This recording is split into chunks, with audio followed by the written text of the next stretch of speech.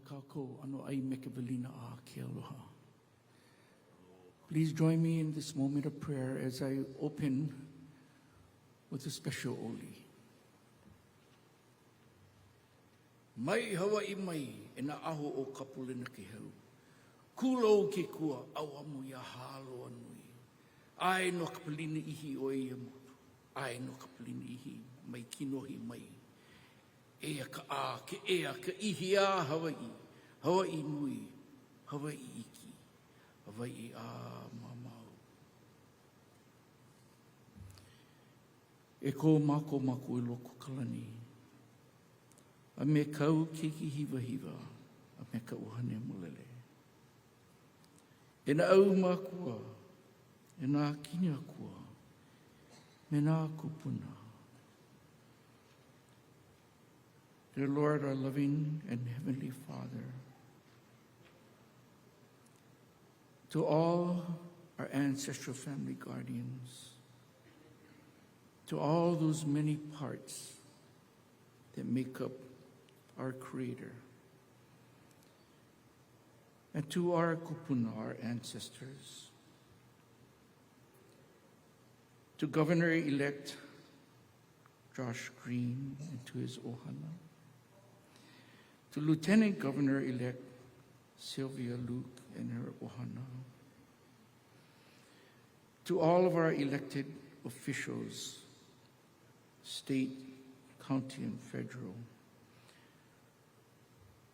as well as to our community at large and to our Lahui Hawaii. We have gathered here today to celebrate in this time of Huliau, a time of change, a time of new beginnings, a turning point, but also a time to reflect upon the past and to imua, to move forward. Makali'i has now risen as the sun had set. Lono i ka makahiki, a new year in Hawaii is upon us.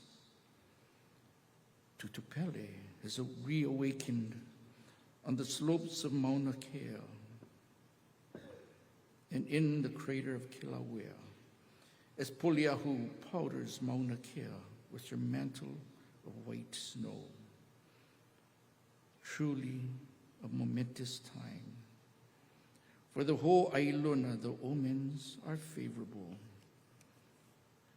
But the time has come to celebrate a new beginning as we usher in a new administration.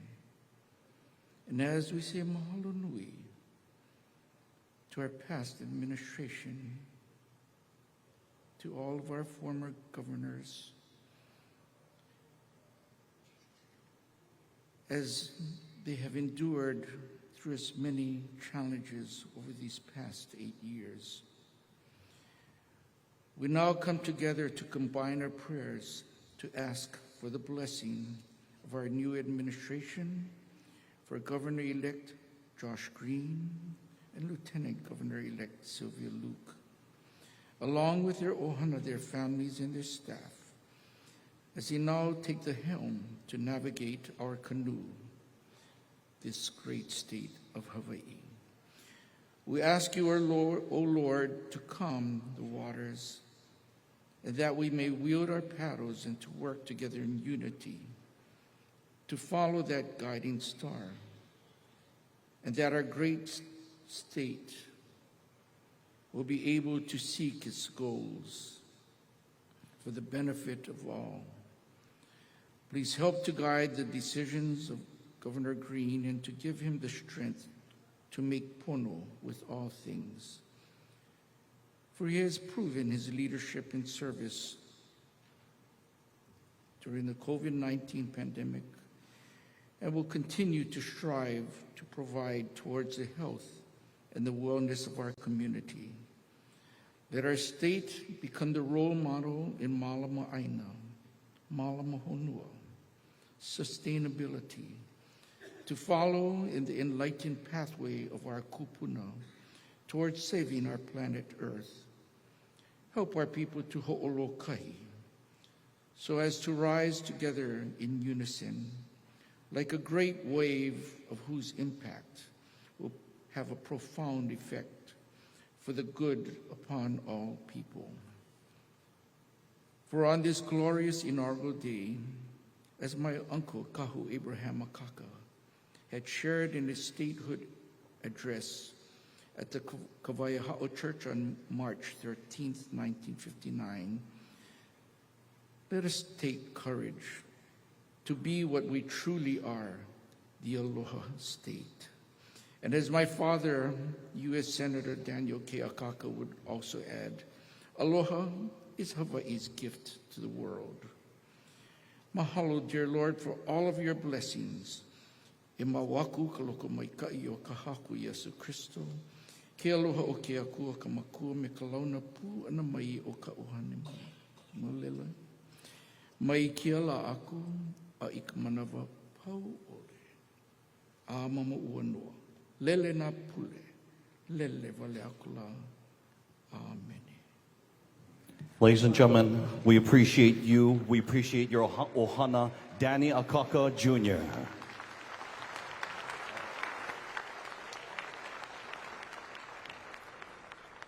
It has been a long wait, perhaps since general election day. And perhaps this last hour has been the longest period of all. But it is 12 noon.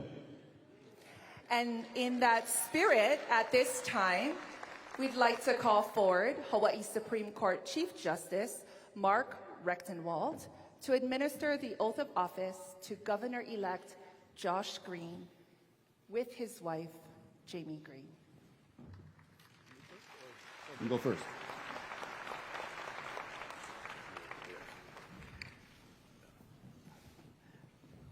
Taking the long way around.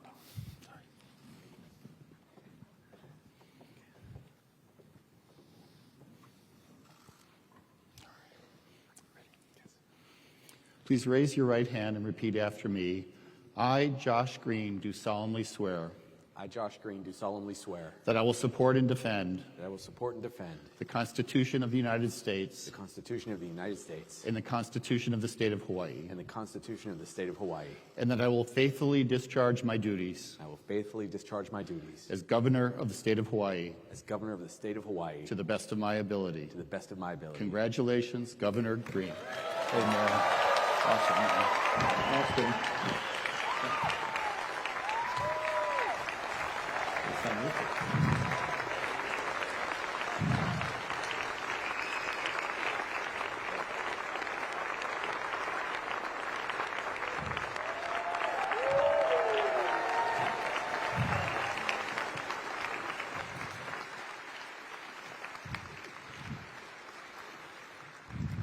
At this time, the Hawaii Supreme Court Chief Justice Mark Rechtenwald will administer the oath of office of Lieutenant Governor to Sylvia Luke.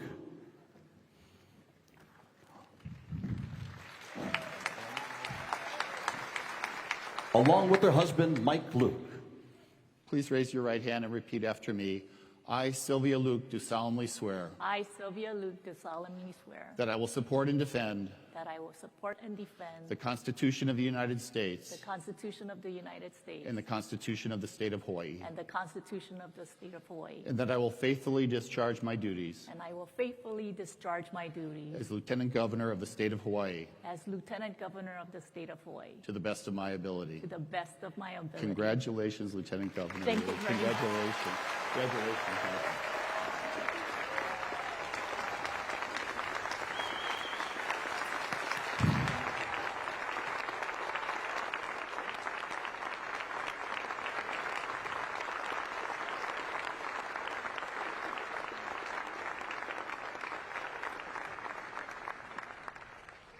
Ladies and gentlemen, please welcome the Lieutenant Governor of the State of Hawaii, Sylvia Luke.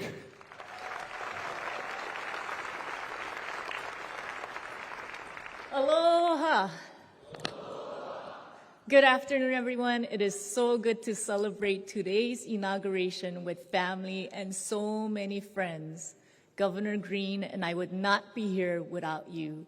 And it warms my heart to look out into the audience and see each and every one of you. But if you could indulge me, if I could make some special introduction. First of all, of course, my husband, Mike.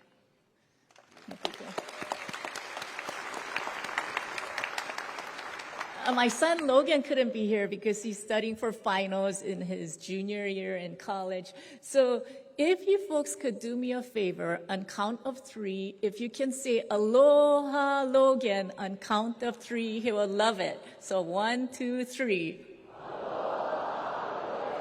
Oh, he's gonna love it. So I hope right now he's not watching because he should be studying.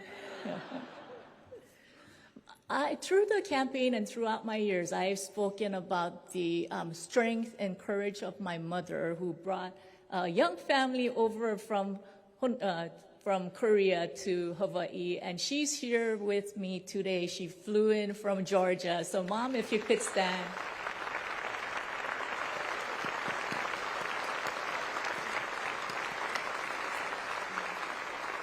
Along with her, it's my dear aunt, Auntie Sandra from California.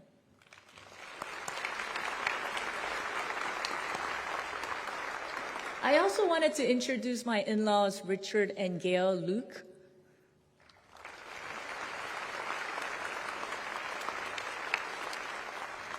And they treated me like their own daughter, and sometimes I think they like me more than my husband.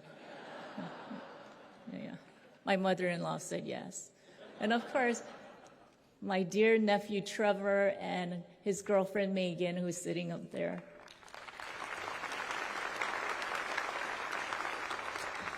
Family members allow you to serve and give a piece of your life to the community. So I wanted to thank each and every family member who allow other public servants to serve.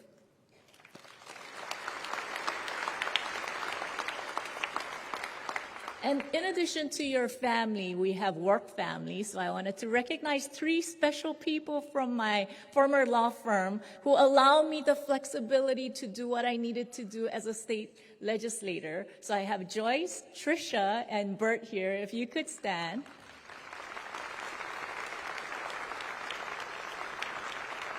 Thank you for being here.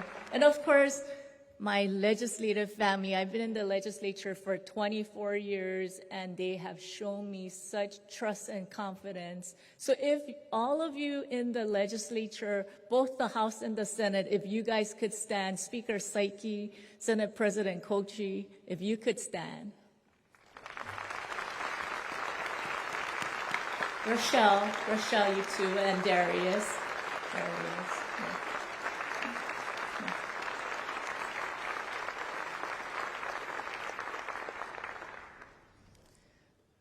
You know, I served for 24 years, and I served probably, well, all of 24 years with Scott Saiki, and it is really bittersweet. He's smiling right now. You rarely see him smile, so it's really great that he smiled.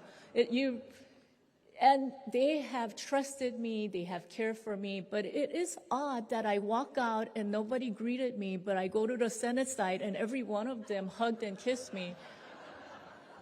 I'm just very puzzled about that relationship. So I'm going to give a lot more love to you folks. If you need my help on the 5th floor, Pres, Michelle, come anytime for Scott. You need to make an appointment.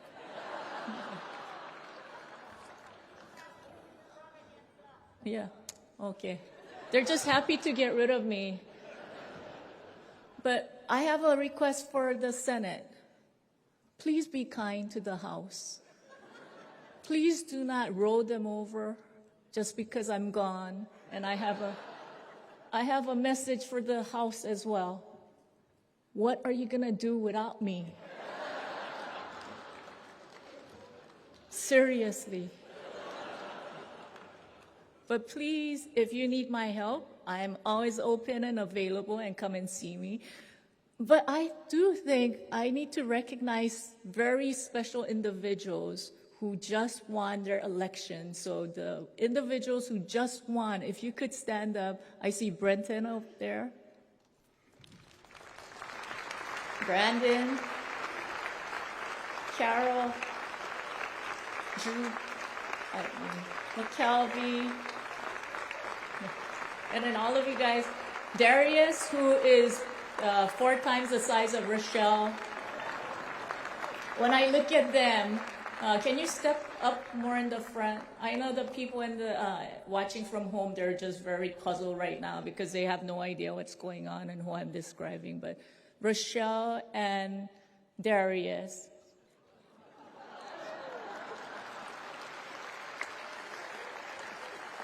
And the reason why I point that out is because this morning on the Sam and Ryan show, they talked about how Josh and I make a good pairing. And people have said so many times, hey, you know what, Josh, you're really lucky that you have me. And this morning when I saw Darius and Rochelle, Josh is lucky to have me because whenever we walk in the room, he looks 6 feet tall. So without saying a single word, he's going to have presence and he's going to have this stature, and then he's going to come closer to you and they're like, oh, okay, she's just short. But my heart goes out to every one of you folks who serve, and I see some of the county folks there. You know, we have Mel, and we have Bernard, and Kupukahi. I just want to say Kupukahi. That's like the coolest name, so anytime I say Kupukahi, you know, I'm going to say that. But they are the most Kolohe council members on Kauai. So Mayor Kawakami, I don't know what you're going to do with your team. And Felicia, you better keep these guys under control. But I see many of the council members here. So if the council members, Esther, Val, Tommy, if you could all stand up as well. And then, you know, from the our neighbor island friends as well.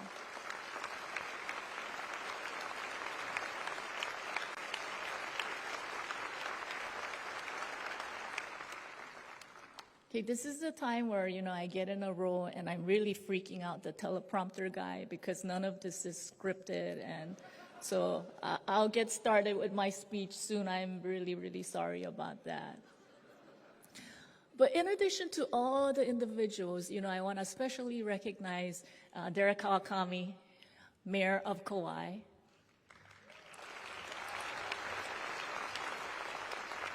Rick Blangiardi, Mayor of Honolulu, City and County of Honolulu, and newly elected Mayor Bissen, and outgoing Mayor Victorino.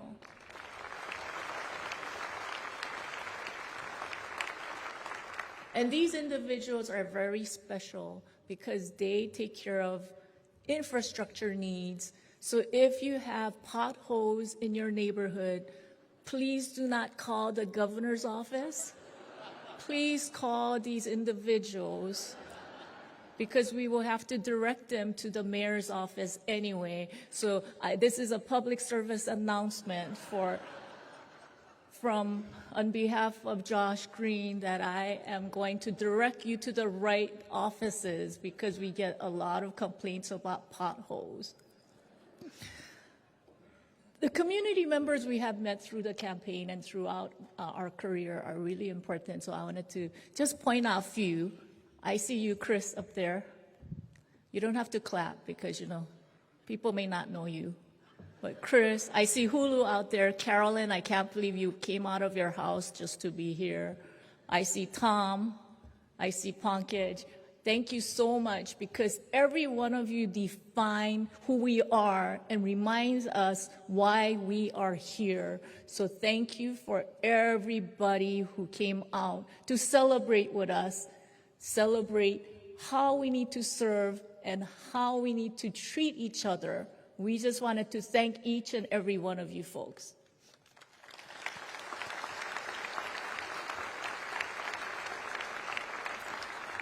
Before I came out here, I was sharing a quiet moment with the past governors. And first of all, Governor Ariyoshi and Gene Ariyoshi comes in, and Governor Ariyoshi sits down and he goes, you know, I haven't worn a suit in years, but I decided to put on my suit for this. So thank you, Governor Ariyoshi, for putting on your suit. And then the next person walks in, Governor Waihee walks in, and he goes, you know, I haven't put on a suit in years. And I put on this suit just to be here. So I'm like, okay, thank you, Governor Waihee.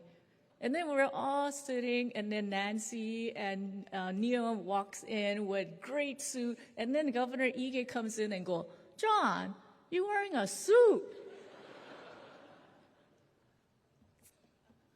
And we have Mayor Linda Lingle, former Mayor and Governor Linda Lingle.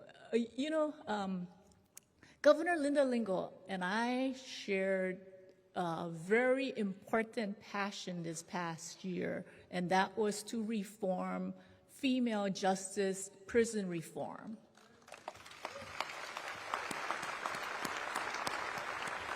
And we had great successes because she gathered a group of fabulous women to tackle this very important issue. And who would have thought a Republican mayor and a Democratic finance chair would lead the effort to figure out what to do with criminal justice for our female population.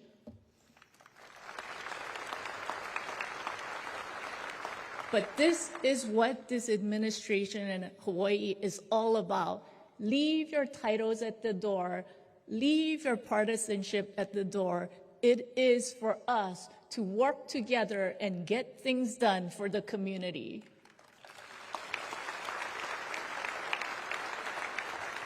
As you can see, I'm feeling so many emotions right now.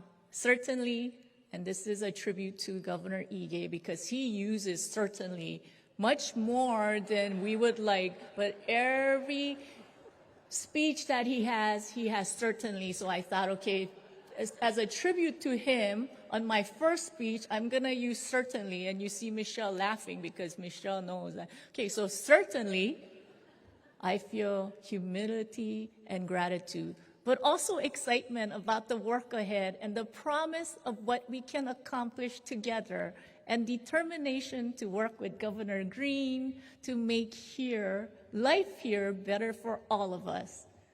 As many of you know, I came to Hawaii from South Korea as a 9-year-old.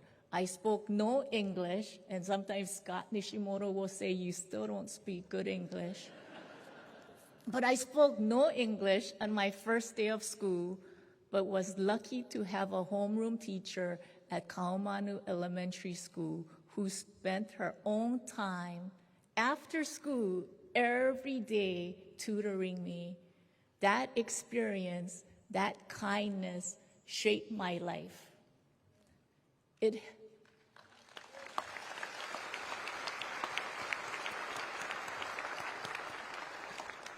helped me feel comfortable in my new home. It taught me that we can't succeed alone.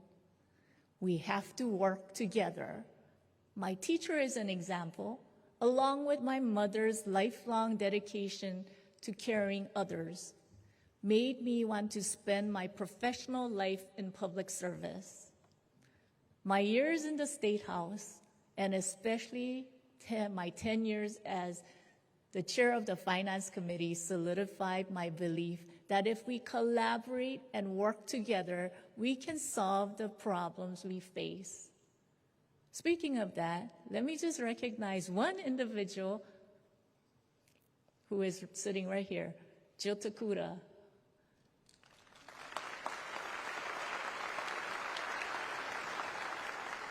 In my time as finance chair, I had 3 fabulous WAM chairs. That was David Ige, Jill Takuda, and Donovan Dela Cruz, and they all had different passions. They all had very great strengths and differences, but we were always able to work together. So my heart goes out to David, to Jill, and Donovan. Thank you for your years of service.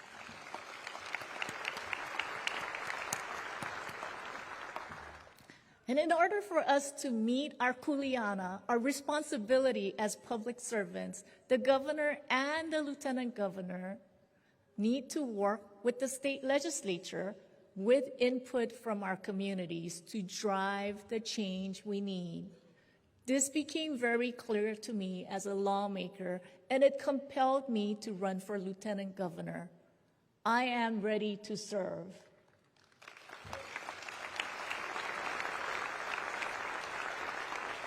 Governor Green and I have agreed that my first areas of focus will be universal preschool and statewide access to technology. And I know that's something that's very dear to Mrs. Ige, Nancy, Governor Abercrombie, and so many others. As a working mother, I know firsthand the importance of access to high-quality preschool and childcare. We all want our children to enter kindergarten prepared to succeed. But this urgent need goes beyond educational equity. It is a cost of living issue for so many of us who cannot afford steep tuitions for the few coveted preschool seats. The legislature has already provided funding for 2,000 to 4,000 new seats, which will get us off to a great start. And thank you again to the legislature.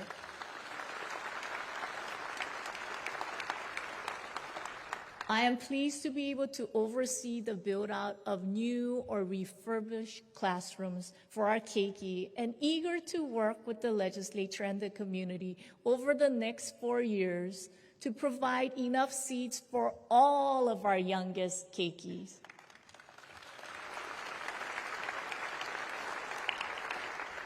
If the COVID-19 pandemic taught us anything, it's that modern IT infrastructure and reliable high-speed internet are essential in a state that stretches over several islands. Reliable internet can provide access to telemedicine, high-quality distance learning, and remote working. Modern IT infrastructure can streamline state services and make them more accessible throughout our archipelago. This is another area of change I am excited to lead as your Lieutenant Governor.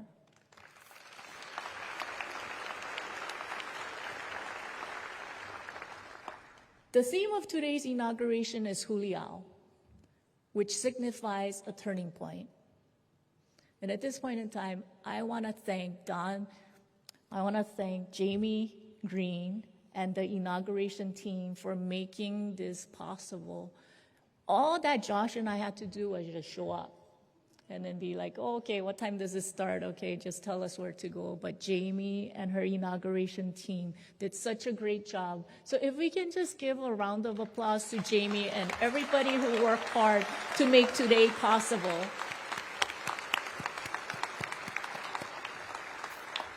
So now I stand before you ready to partner with Governor Josh Green, with the state legislature, with our communities to drive the kind of change we have all wanted and needed. So now, everyone, let's get to work. Mahalo, mahalo, mahalo. Lieutenant Governor Sylvia Luke.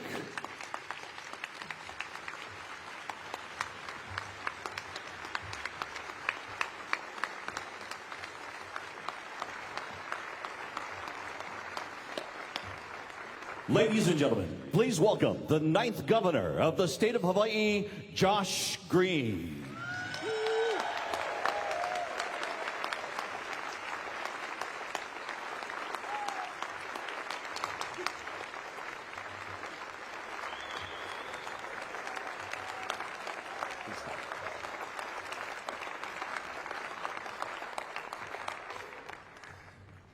Before I begin, I'm going to fix this first teleprompter.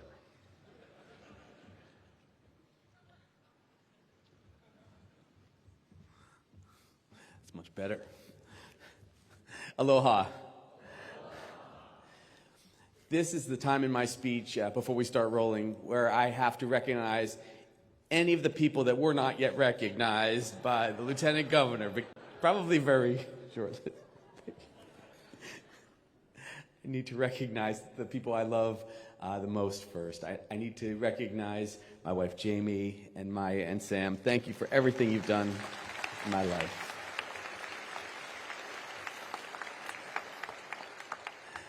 I'm lucky to have my father here today, John Green. There's your dad. My mother, Natasha.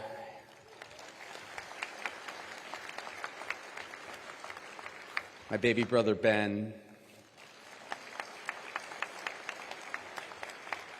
My uncles and my aunties, and my 5th grade school teacher, Mrs. McCabe.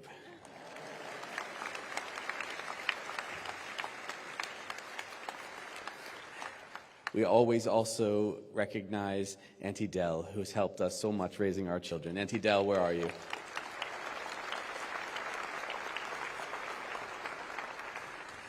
So I thank you all, and I thank you all for giving me, each and every one of you, the honor to serve. It is extraordinary to sit across from you, family and friends, here today, here in our hall, and all across the state. You've always been there for me, and I love you so much. Thank you for being here today and welcoming Sylvia and I into the administration.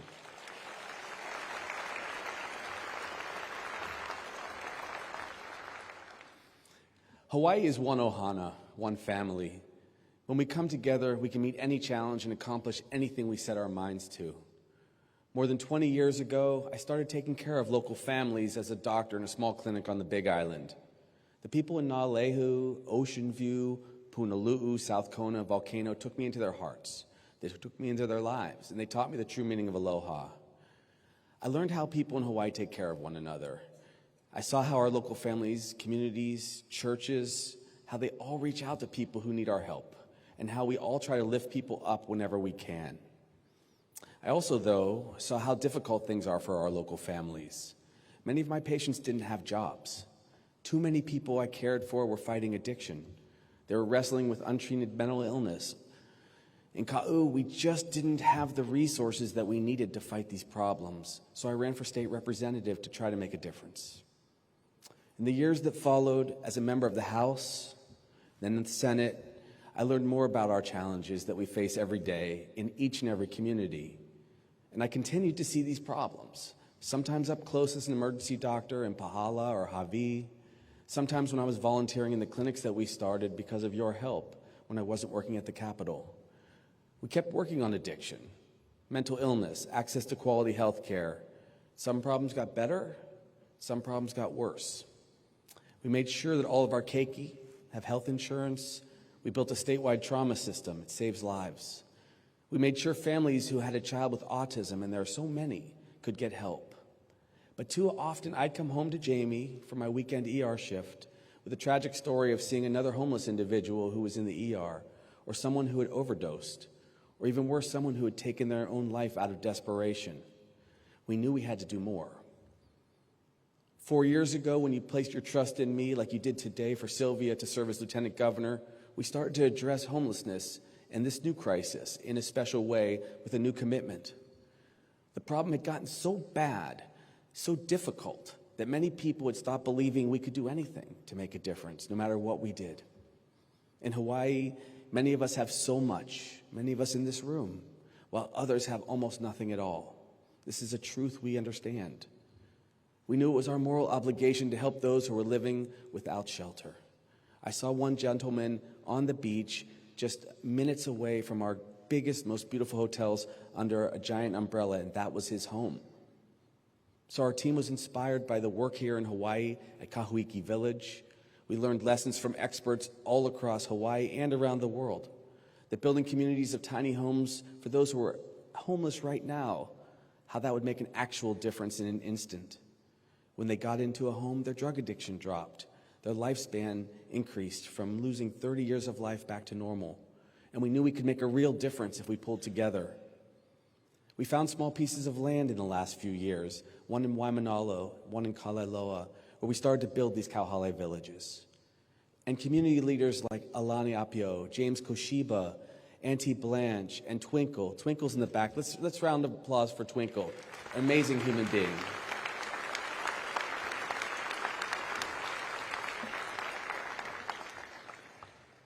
These heroes built just enough trust amongst the homeless community to get these struggling friends to a place where they would come and live in the kauhale. Local developers donated their time and their expertise, materials, resources, and these tiny homes began to sprout up. We used some public resources, and we appreciate you, Gov. Those resources made a difference because they added social workers to the mix. They added veterans groups. They sometimes came and provided professional support when people were desperate, and these kauhales began to rise. One story in particular I'd like to share showed me how much hope this approach can give us and how much hope can be created so fast. A young woman named Jocelyn. She had been homeless in Sherwood Forest for years with her younger brothers and sisters, 4 of them. They felt trapped by their situation. They did not see a way out. But after we'd built that first kauhale village, as simple as it was, in Waimanalo, Auntie Blanche and Jocelyn found one another, and we welcomed Jocelyn's whole family into that new community. They started a life there. Her brothers and little sisters could now go to school every day. One could go to the prom, and Josiah, her little brother, could get the medication he needed to stop his seizures. This changed their lives. And then there was Charlotte, a homeless elderly woman who was discovered in Chinatown in unsafe conditions by my chief of staff and wonderful person, Brooke Wilson. Brooke brought Charlotte to our kauhale community, and she's now living the quiet, safe, and dignified life that all of our kupuna deserve. Let's give a round of applause for Brooke. That was an amazing moment.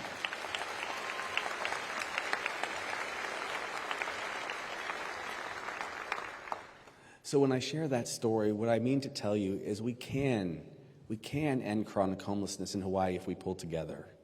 As governor, I've already reached out to these excellent mayors and humbly suggested that we build kauhale, given my commitment and theirs, in each and every county of our state.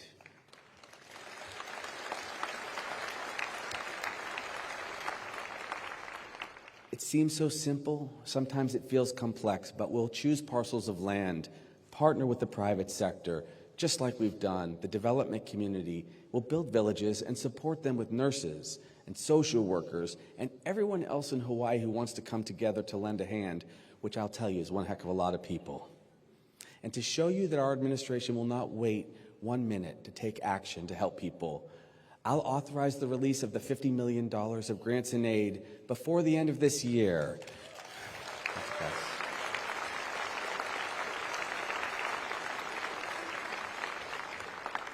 That the legislature had the wisdom to approve in May, but it's taken some time to be released. We will take that action as soon as we can.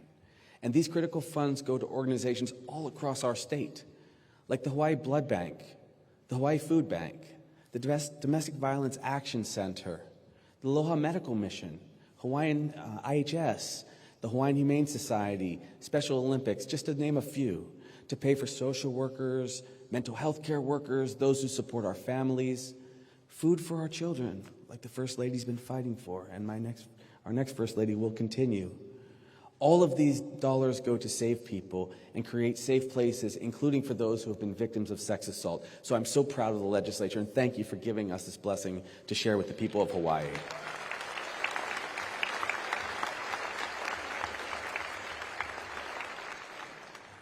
Now, some of the greatest lessons that we learn come from outside of our state, and our values and our experiences have often come far from home. In September of 2019, there was a crisis unfolding in Samoa, a measles outbreak that especially threatened the children of our Pacific neighbor. I wanted to help in some small way as a volunteer doctor with 3 or 4 colleagues, maybe some donated medicine, and to bring attention to the crisis that perhaps the Lieutenant Governor can. My good friend and former Mayor Mufi Hahnemann, a Samoan-American leader, put me in touch with Samoa's health minister. I offered the very modest care and help that I'd planned, and then she shared with me how grave their situation really was. Thousands of Western Samoa's children were unvaccinated, as were their parents, and the health minister feared that this outbreak that was coming would overwhelm their entire country. In weeks, they projected that hundreds of children would die. She asked me if we could immediately do something more and come to Samoa with an army of Hawaii's healthcare workers to help vaccinate that whole country and treat anyone who is critically ill in their very limited facilities. I told her we would try. So we pulled together like we do in Hawaii. Jamie and I reached out that evening to Hawaii's healthcare community and asked, would you help us launch an emergency medical mission and go to Samoa immediately? By the next morning, we had 485 volunteers willing to travel to Western Samoa with no hesitation.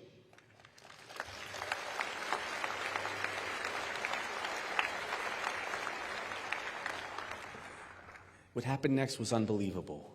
Hawaiian Airlines gave us a plane to fly there. Par Hawaii donated tens of thousands of dollars of fuel to fuel that plane. UNICEF gave us 50,000 doses of measles vaccination. And then Fiji Airways promised to fly us back, thank goodness. Are we still living in Western Samoa? I had never imagined so much aloha, and I should have known better because I know you, and I know how much aloha you have. But within 48 hours, around 100 of our local healthcare professionals from Queens and Hawaii Pacific Health and small clinics all over our state, some of whom are here today, flew all the way across the Pacific all night, and we landed in Samoa to vaccinate their people. Now, in the villages of that country, we saw great suffering when we landed, and there was tragic loss of life.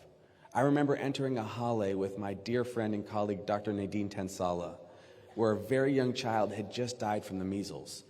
This baby was still warm. We watched tears roll down her young mother's face, and our hearts broke. We were too late for that child, just minutes, but we were there for a reason. We had to keep going.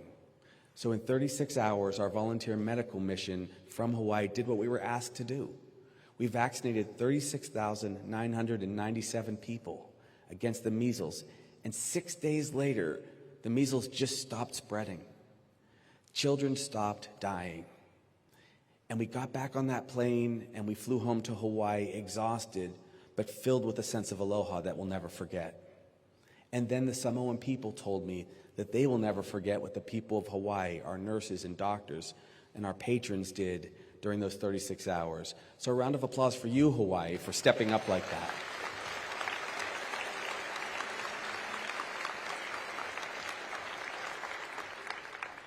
Now, why do I share that story? Because in that moment, I realized there is absolutely no challenge that the people of Hawaii can't meet when we pull together. That just in a few days, we can stand together and care for a whole nother country. So surely we can stand for ourselves. Now, 6 weeks after we returned from Samoa, an ominous story began to appear in the news from China and from Italy and from around the world. There was a new virus that had been detected in humans for the first time. We had no immunity to it, and it was spreading fast. This virus would become known, of course, as COVID-19, and it was so new that no one could predict what would happen or how serious the outbreak would be.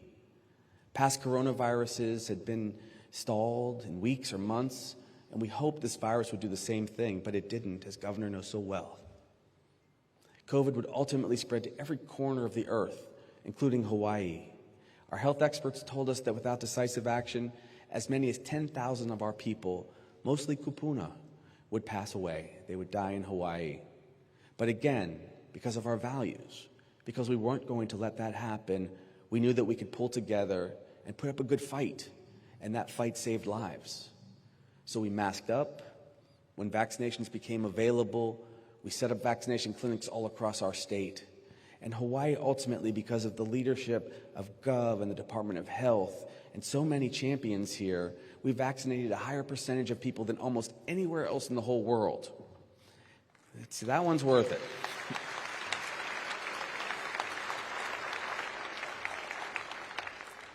What was amazing was partnerships grew between hospitals that had never worked together, that barely spoke with one another because of this pandemic. Doctors and nurses covered for one another when they were too exhausted to stand. Some people had been treating patients for 24 hours straight, and someone would step in. I remember walking down a corridor in the intensive care unit at Queens Hospital, and I heard that distinct sound of ventilators breathing for our sickest kupuna. And then I saw the exhaustion in the faces of our nurses above their masks. A woman came up to me and shared that her daughter was in the ICU right then. On that hall, she had been near death twice from COVID and had been on the ventilator.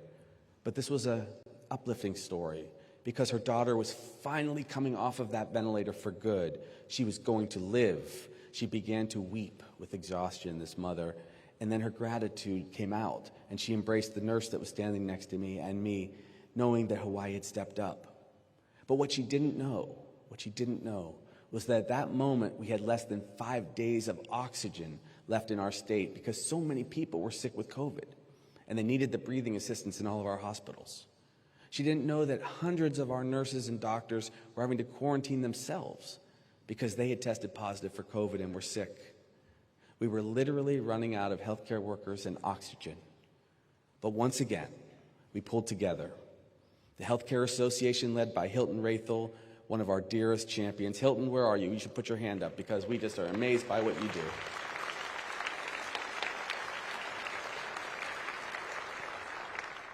General Hara, who I'm honored to continue to work with from our team, worked with the State Department of Health, and they raced to find new sources of oxygen.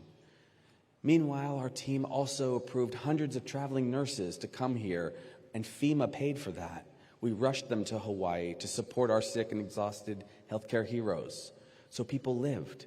And it was because of these commitments that we have, this sense of aloha. These commitments, our refusal to quit, we averted an even greater crisis and loss of life. And ultimately, Hawaii had the lowest fatality rate of any state in the entire country.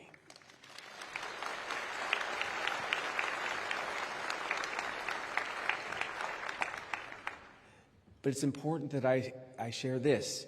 None of this was achieved without incredible sacrifice. Small businesses suffered. Our economy slowed. We did everything we could to support our people with safe travels programs and responsible guidelines, and it was difficult. Our teachers returned to work, even though there were too many keiki in each classroom for pandemic conditions. In our correctional facilities, prison workers battled outbreaks that couldn't easily be prevented, as many of our most vulnerable people still weren't vaccinated. Hotel employees, police, firefighters, frontline workers everywhere worked to keep us safe, stop the spread of the virus. And all across our state, people did their best to keep us going, keep themselves alive, living their lives, staying safe. They went to work. We cared for one another, protected our neighbors when we could. And in the end, because of how we all are, how we come together as one family, with aloha and a common purpose, here far away from the mainland, Hawaii led the nation in almost every measure of success during this pandemic. We were the safest place in America. We were one ohana.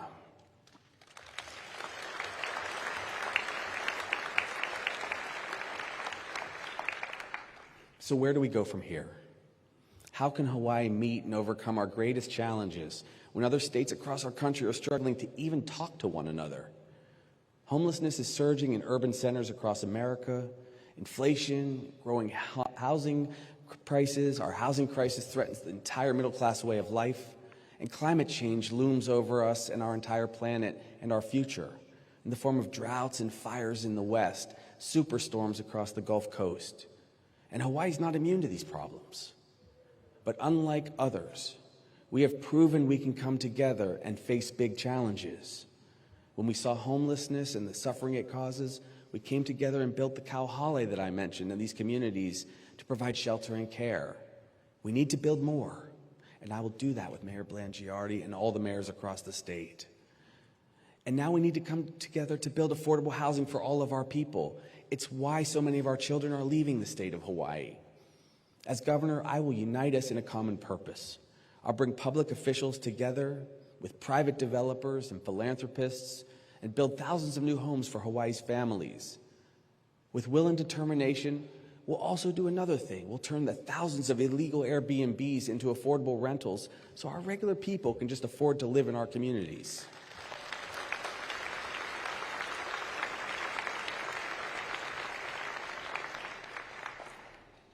Another critical thing we'll do is we'll empower the Department of Hawaiian Homelands with the $600 million that has come from the legislature to once and for all keep all of our commitments to the Hawaiian people, to bring peace and healing, and house the thousands of Hawaiian families on the waiting list. This is a priority for Jamie and I.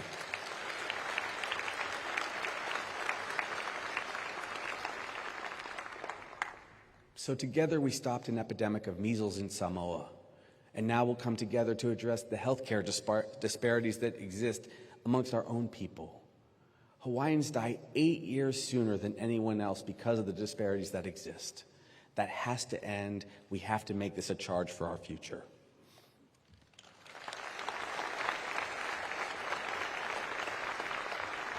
How do you do that? We'll use scholarships to pay down the loans that social workers and nurses and doctors have so they can afford to live in Hawaii and provide the care for our families who need it the most.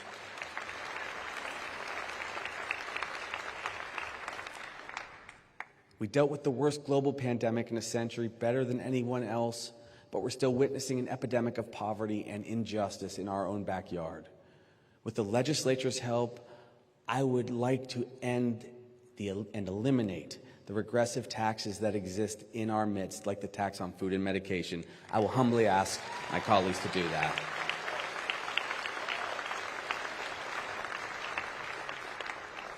The reason I ask for that consideration is because the poorest families are hit the worst, and those who are struggling to survive from paycheck to paycheck really can't afford that tax. And in partnership with the judiciary, and I'm so happy to be here with a dear friend, with the judiciary and leaders in all of our legal community, we also will find a way to restore justice for those who have lost their way and been forgotten, but do not deserve to be lost forever. And I see my dear friend, Steve Alm. Thank you for being here, Steve. We know you're a champion with us.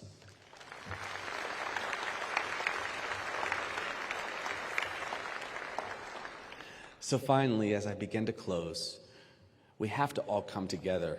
Friends, we have to address the greatest challenge of this century, and that is climate change. Hawaii will lead on climate change.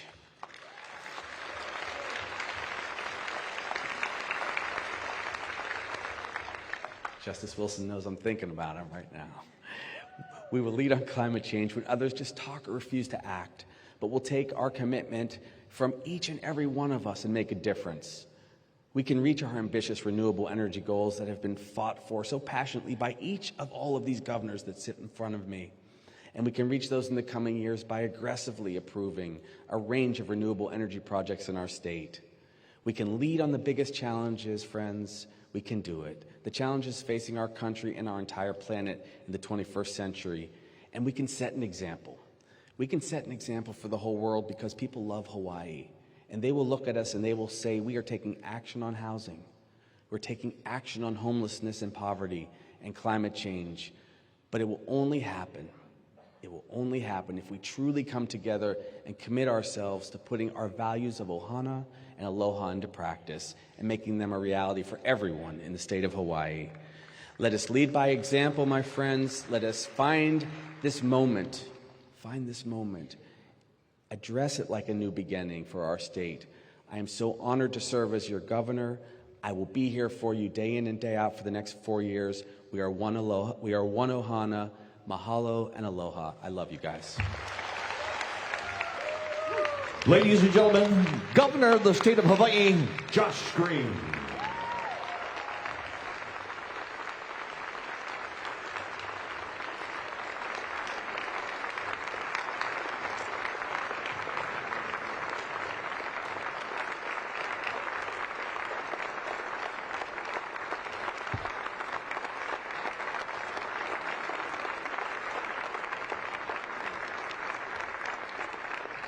Ladies and gentlemen, please remain standing for the benediction. Please welcome Reverend Blaine Higa of the Kona Honganji Buddhist Temple.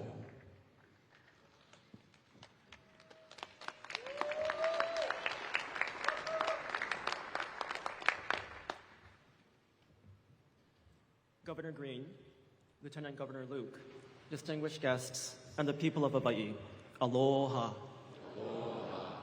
It's an honor to offer this aspiration as we celebrate the beginning of this journey, this new beginning. Please join me in a moment of meditation and reflection as we offer our goodwill and loving kindness to our new governor, lieutenant governor, and their administration. The Buddha teaches that nobility is not a matter of one's birth or status, but rather is a matter of one's actions and conduct. Leadership is about action in service to others, to place the welfare of those we serve as the highest aspiration. A true leader demonstrates nobility by listening. A true leader knows that they alone do not have all the answers. A true leader speaks honestly with a heart and mind of compassion. A true leader offers protection, shelter, and safety equally to all. A true leader tempers their ego and selfishness by losing themselves in service to others. Living with this spirit of a bodhisattva, an enlightened being who sacrifices their own awakening, ensuring no one is left behind, may you undertake this noble vow of service to the people of Hawaii. So go forth and lead. Lead with compassion for everyone. Lead with integrity in all that you do. Lead with courage to make difficult decisions. Lead with wisdom to discern the wholesome from the unwholesome. Lead with vision for a brighter future for us all. And always lead with the spirit of aloha in your heart. Entrusting in the dynamic activity of all-inclusive wisdom and all-embracing compassion, we call the honored name of Amida, the Buddha of infinite light and life, in gratitude, in joy, and awareness. Namo Amida Butsu, Namo Amida Butsu, Namo Amida Butsu, Namanda Butsu, Namanda Butsu, Namanda Butsu. Mahalo.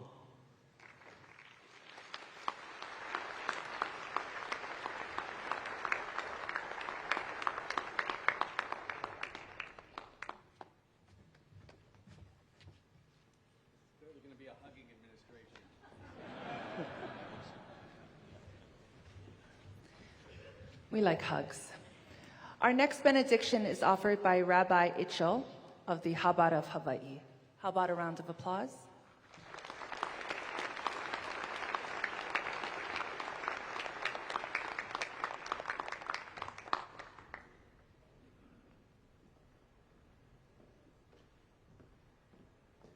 I promise I'll keep it short. Shalom and aloha. Good afternoon, Honorable Governor Josh Green, Lieutenant Governor Sylvia Luke, legislators, and honored guests. Avinu Malkeinu, our Father in heaven, we pray that you bless our newly elected governor and lieutenant governor with much success in their work ahead for the citizens of our beautiful Hawaiian island state. In the immortal words of our sages, Al Shleisha Dvarim Ha'elam Emed, Al Hadin, Al Ha'emes, Val Shalom. The world endures by virtue of three things: justice, truth, and peace. Master of the universe, we pray that you endow them with the wisdom to lead on a path of justice, peace, and truth for all. May you bless them with the courage to make the difficult decisions and the integrity for theirs to be a government for the people. In a few short weeks, the Jewish people will celebrate the holiday of Hanukkah, the Festival of Lights, which commemorates a battle of tyranny versus freedom, right versus might, and the victory of the few over the many. While the story of Hanukkah occurred over 2,000 years ago, its message and inspiration reverberates until today. And that is that even in difficult times, one can turn challenges into opportunities, into stepping stones for greater achievement, and one can transform darkness into light. Dear Governor, Lieutenant Governor, know that with the ascension to the highest offices of the state come great strength from above. May you utilize it fully and usher in a bright future for Hawaii. This strength will enable you to lead and tackle the challenges not in a timid way, but in a way of lechatchila ariber, which is from the Yiddish language, means transcending limitations and difficulties by rising above the obstacles in your path. Allow me to conclude with a priestly blessing from the Torah, the Bible. Yevarechecha Hashem v'yishmerecha, Yored Hashem panov elecha v'chuneka, Yisa Hashem panov elecha v'yasim l'cha shalom. May the Lord bless you and guard you. May the Lord shine his countenance upon you and be gracious unto you. May the Lord turn his countenance towards you and grant you peace. Shalom and aloha.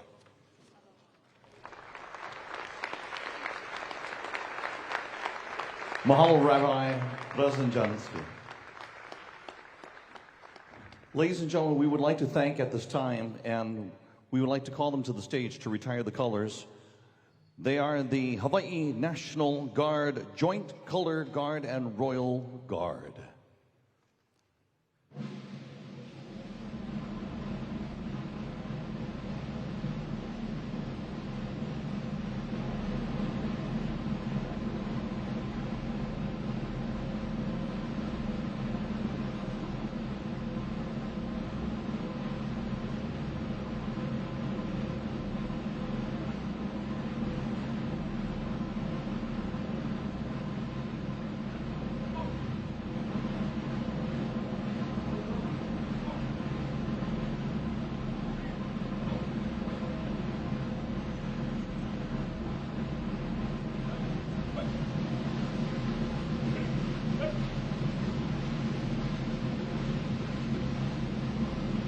Ladies and gentlemen, please put your hands together for the Hawaii National Guard, Joint Color Guard, and Royal Guard.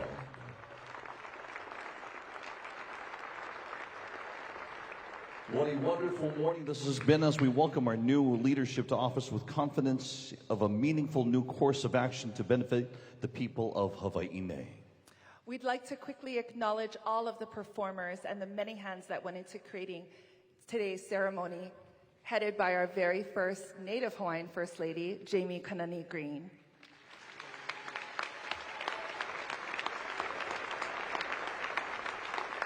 We also wish to thank our host, the Neil S. Blaisdell Center, for the opportunity to gather to witness this auspicious occasion today. And a special mahalo to the Royal Hawaiian Band.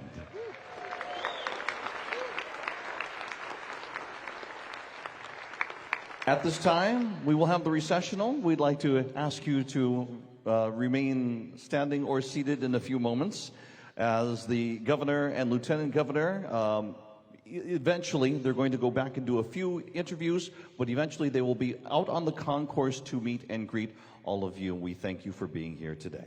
We invite you to enjoy a light snack, which you can find beneath the red walls of the concourse as you head back to your day.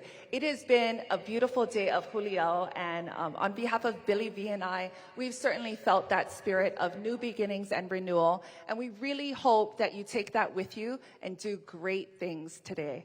Mahalo and thank you for joining us. Malamopono, aloha a hui ho.